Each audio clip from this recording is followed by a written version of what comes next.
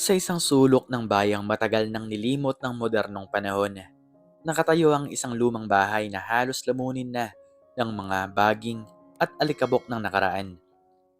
Sa loob nito, mag-isang naninirahan si Aling Corazon, isang matandang babae ng mga matay, taglay ang lalim ng kalungkutan, at ang mga kamay ay bakas ng matagal ng paghihintay. 30 taon na, 30 taon na mula nang huling nasilayan niya ang buong muka ng kanyang dalawang anak, sina Daniel at Melissa, na nagbabaka sakali sa ibang bansa bilang mga OFW. Regular silang nagpapadala ng pera, oo, ngunit ang init ng kanilang presensya, ang kanilang mga yakap, at ang kanilang mga tawanan ay nanatiling alaala na lamang, kasama ng mga pangarap na unti-unting kumupas. Ang bawat tiktak ng orasan ay pira-pirasong pumatay sa pag-asa ni Aling Corazon hanggang sa isang araw. Naisip niyang panahon na para sa huling pagtatangka, isang mapanganib na laro ng mapanlinlang na maaaring humilom o tuluyang bumiyak sa kanyang naghihingalong puso. Isang gabi habang nag-iisa si Aling Corazon sa kanyang hapag, tanging ang tunog ng hangin na humahagod sa mga bintana at ang pag-ugong ng radyo ang kanyang kasama. Nagsalang siya ng kape. Ang amoy nito ay nagdala sa kanya pabalik sa mga umagang kasama pa niya ang kanyang mga anak. Ang bawat isa'y abala sa kanilang mga gawain. Subalit ang mga alaala ay nanatiling alaala. Napakapit siya sa tasa. Ang init nito'y hindi sapat para painitin ang lamig na nararamdaman niya. Sa kaibuturan ng kanyang kaluluwa, nagpasya siya. Kinabukasan maaga pa lang ay lumakad na si Aling Corazon patungo sa bahay ng kanyang matalik na kaibigan at kapitbahay, si Manang Sonia. Nahihirapan siyang huminga, hindi dahil sa sakit, kundi dahil sa bigat ng pasya na kanyang binitawan. Sonia, humihingal na tawag niya. Kailangan ko ang tulong mo. Kailangan kong magpanggap at umarte. Nagulat si Manang Sonia. Anong nangyari, Corazon? May sakit ka ba? Bakit namumutla ka? Umiling si Aling Corazon, pinipigilan ng luha. Mas masakit pa sa anumang karamdaman ang nararamdaman ko, Sonia. Kailangan kong magpanggap sa mga anak ko na malapit na akong pumanaw. Ito na lang ang tanging paraan para umuwi sila. Nanlaki ang mga mata ni Manang Sonia.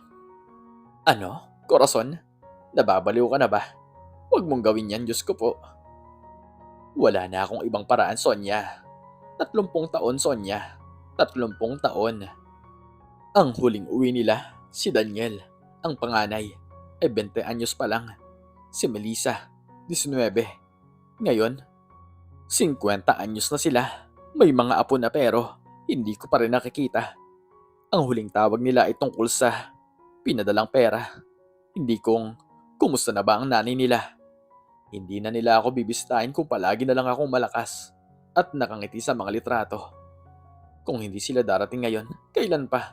Kapag totoong wala na ako? Ang kanyang boss ay nanginginig. Bawat salita ay may kaakibat na taon ng hinanakit. Sa huli, matapos ang mahabang pag-iyak at pagtangis ni Aling Corazon, pumayag si Manang Sonia. Bagamat may mabigat na kalooban, kinabukasan isang mensahe at tawag ang bumulaga sa dalawang magkapatid na nasa magkaibang panig ng mundo. Sa Riyadh, Saudi Arabia, nakaupo si Daniel sa harap ng kanyang computer. Nagtatrabaho. Mayaman na siya. May sariling negosyo ng pag-import at pag-export. Bukod pa sa pagiging senior engineer. Nakatanggap siya ng call mula sa Pilipinas. Isang numerong matagal na niyang hindi nakakausap. Sumagot siya. Hello, Manang Sonia. Bakit po kayo tumawag? Tanong niya, may halong pagtataka. Ang boss ni Manang Sonia ay basag at malungkot. Daniel, anak, si Aling Corazon, ang nanay mo. Biglang bumilis ang tibok ng puso ni Daniel. Ano po? May nangyari po ba sa kanya? Malubha na siya, Daniel. Sobrang lagnat, ayaw nang kumain.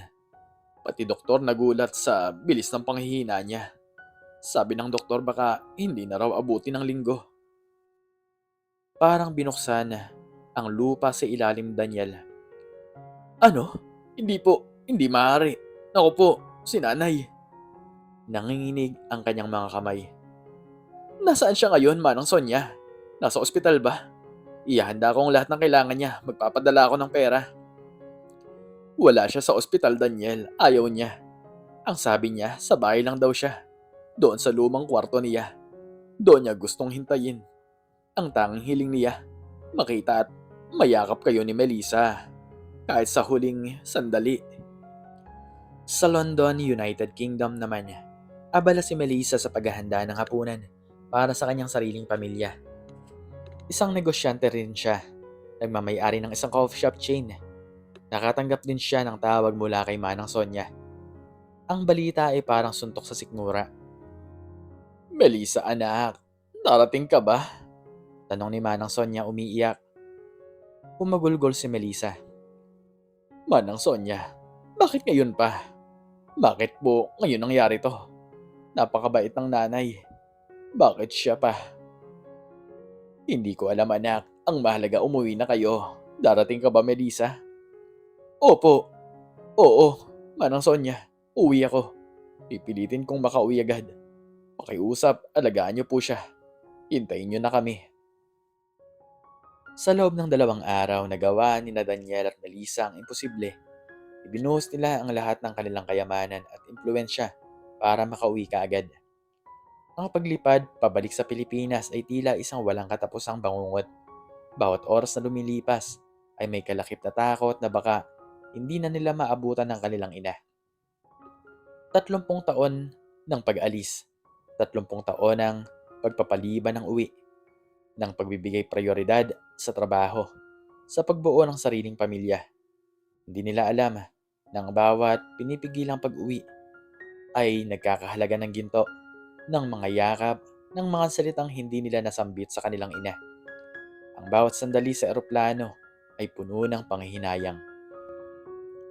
Pagdating sa lumang bahay, sinalubong sila ng katahimikan at ng mapanglaw na amoy ng matandang kahoy at pinatuyong bulaklak. Ang mga bahaging ay mas lumapot na at ang lumang bakod ay tila unti-unting bumibigay. Parang bahay na halos nabubulok na kasama ang mga alaala. Umiiyak na pumasok si Daniel. Sumunod naman ay si Melissa. Ang dibdib ay masikip sa lungkot. Sinalubong sila ni Manang Sonia na may pamamaga ang mata. Nasaan po si nanay, Manang Sonia? Tanong ni Daniel halos pabulong. Nasa kwarto niya mga anak. Sagot ni Manang Sonia. Tinuturo ang isang pinakamadilim na bahagi ng bahay. Marahan nilang binuksan ang pinto. May amoy ng gamot at kapayapaan na bumalas sa kanila. Sa gitna ng kwarto, nakahiga si Aling Corazon sa kanyang lumang kama. Payat na payat, ang kanyang mukha ay maputla at ang kanyang mga mata ay halos nakapikit. Ang kanyang buhok ay puting-puti na. Nanay! Sabay na bulong ni Daniel at Melissa. Luha ng luha. Lumuhod si Daniel sa tabi ng kama. Hinawakan ng kamay ng ina. Nanay, narito na po kami. Napakabagal po ng kuya. Patawarin niyo po kami. Si Melissa naman ay niyakap ang kanyang ina. Umiiyak na parang isang bata. Nay, bakit po? Bakit po ngayon pa? Dahan-dahang iminulat ni Aling Corazon ang kanyang mga mata. May mga luha ring namumuroon. Marahan niyang sinubukang umiti. Mga anak ko, dumating din kayo. Ang kanyang boses ay mahina, halos hindi marinig. Akala ko, hindi ko na kayo makikita. Nay, huwag po kayo magsalita ng ganyan. Sabi ni Melissa, umihikbi. Kayo po ang pinakamalakas na nanay sa buong mundo. Babangon po kayo, di ba? Patawarin niyo po kami, Nay. Sabi ni Daniel. Sa tagal ng aming pagkawala, sana pala umuwi kami noon pa. Sana pala palagi kaming umuwi. Huwag kayong mag-alala, Mga anak, bulong ni Aling Corazon. Ang mahalaga, narito na kayo. Ito na, ito na ang huling hiling ko. Ano po yun, Nay? Ano man po ang gusto niyo ibibigay namin. Anang ni Daniel. Magkwento kayo ng buhay niyo sa ibang bansa. Ang sabi ni Aling Corazon, isang luhang gumugulong sa kanyang pisngi. Gusto ko lang. Gusto kong malaman ang lahat. At doon nagsimula ang kanilang pag-uusap habang nagkwento sina Daniel at Melissa ng kanilang tagumpay, ng kanilang mga pamilya, ng kanilang mga apo na hindi pa nakikita ni Aling Corazon. Unti-unting nagbago ang kanilang nanay. Nagsimula siyang umupo. Bigla siyang nagkaroon ng kagustuhang kumain ng paborito niyang nilagang baka. Sinabi niya na sumakit ang kanyang likod. Nagpahatid siya sa sala. Ang huling hiling ay naging marami pa akong kwento na gusto kong marinig.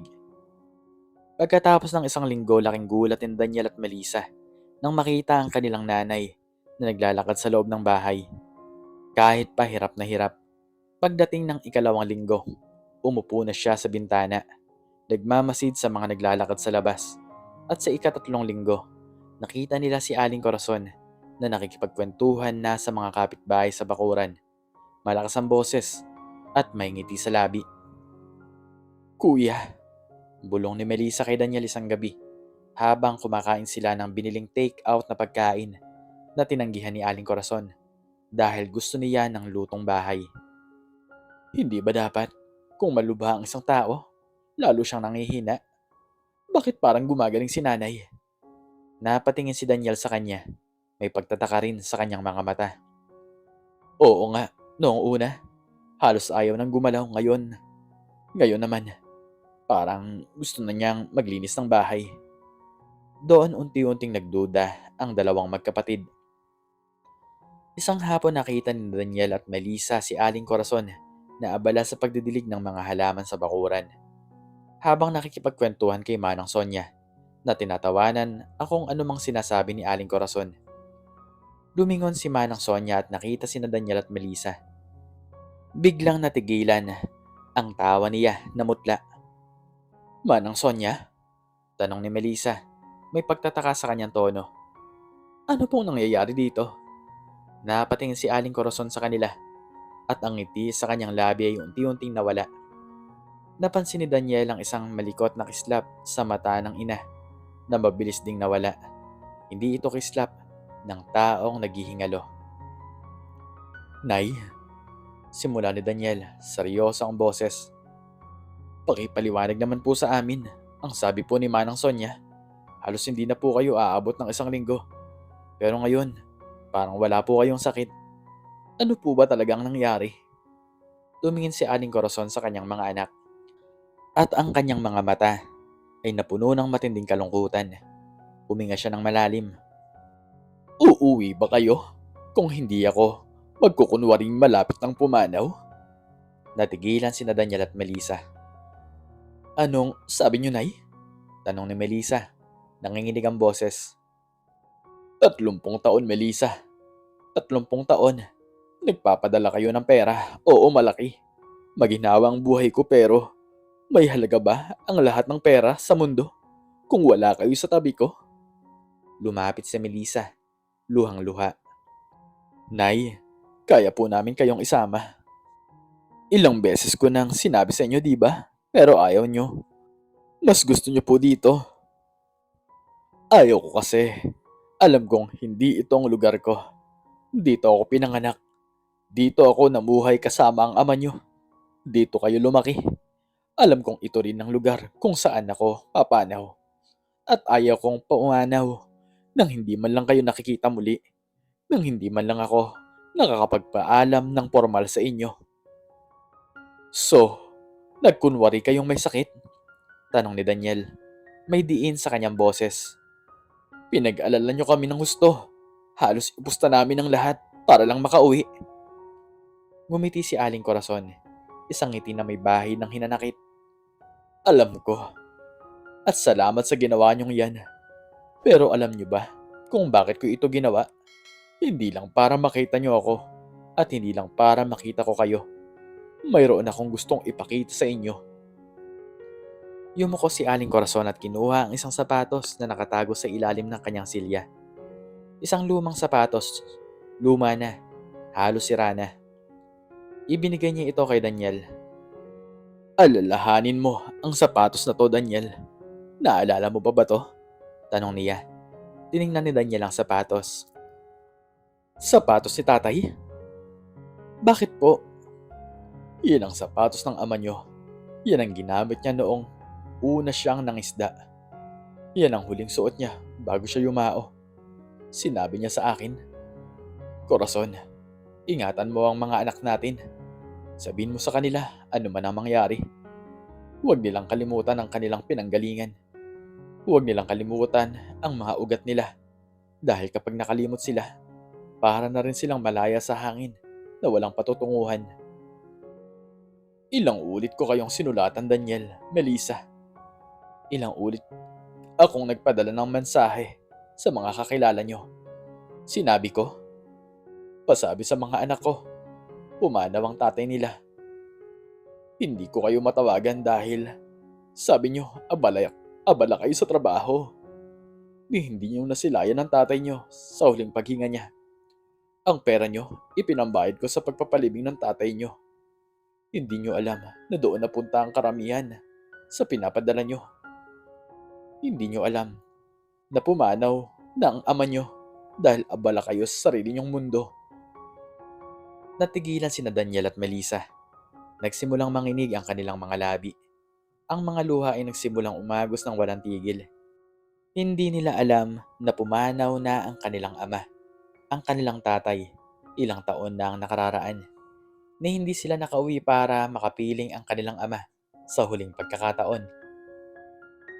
Ang pera nyo, patuloy ni Aling Corazon. Ang kanyang boss ay mas matatag na ngayon. Ginamit ko rin para ipaayos ang bubong ng simbahan na pinagkaitan ng tulong ng halos lahat ng nasa barangay. Ang pera nyo, ipinambili ko na ng gamot sa mga may sakit na kapitbahay.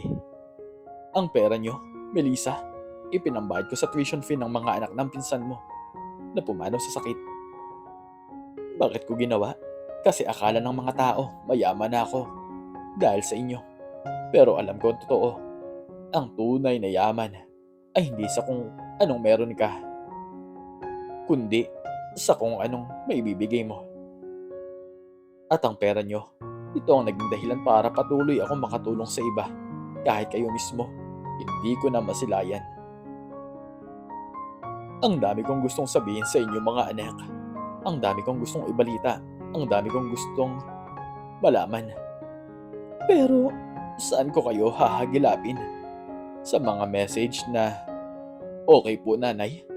Sa mga, sige po nanay, busy pa po ako. Kaya ngayon heto ako, nagkunwaring malapit ng pumanaw. Para lang umuwi kayo. At ngayon narito na kayo. Nakikita nyo, ang dami nang nawala sa atin. Nakita nyo ang buong buhay ko ngayon sa kapwa natin. Nakita nyo ang katotohanan na hindi lang kami ang inyong kailangan. Kami rin ang bumuo sa kung sino kayo. Yumuko si Daniel, niyakap ang sapatos ng kanyang ama at humagulgol. Si Melissa naman ay lumuhod sa paanan ng ina. Kinuha ang kanyang kamay at hinalikan ito ng paulit-ulit.